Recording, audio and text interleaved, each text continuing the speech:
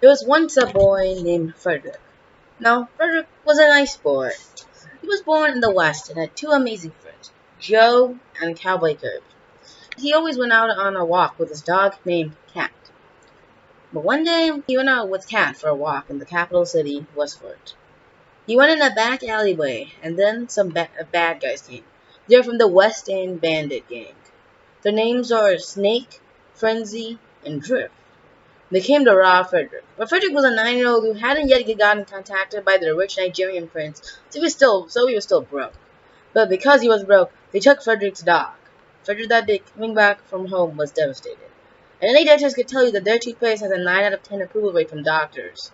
But a real person could tell you that Fredrick was now becoming evil.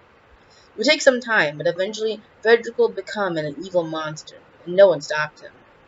As the years passed, Fredrick starts to become more and more evil. He eventually moved out to the east, but the west and east communication line broke during that move, which meant he was all alone. All of his friends and family were out of reach, out of communication. This was the final breaking point that made Fredrick go full evil. He got a new sword from Gabe's weapon store. He then started to kill everyone. He killed the men, the women, and even the children. He was unstoppable. The police came, but they couldn't kill him. The police's team's best men were busy with another big problem. So they had their second top officer, Officer Young Link, to command the attack, but it didn't matter. Fredrick was dodging all the bullets and was stabbing them with a sword while they had guns.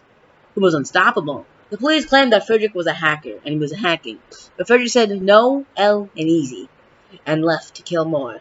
He killed more and more people. He even killed Mario and Waluigi. He just was a straight up monster. And all this time, no one in the West knew what was happening.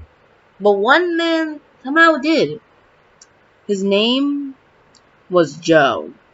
He knew his old friend was killing everyone, and he decided to risk his life to stop him. He came on the high-speed trains built by Flame Inc. and arrived at Bend City, where he was currently killing everyone. Bridge didn't remember who Joe was, so he thought he was a normal guy. But Joe isn't a normal guy. He basically God, but not God. He came in running really fast and dodging Fredrick's attacks, and took his sword and did a backflip and snapped his neck with Fredrick's own sword. He killed him. And that was very sad for Joe.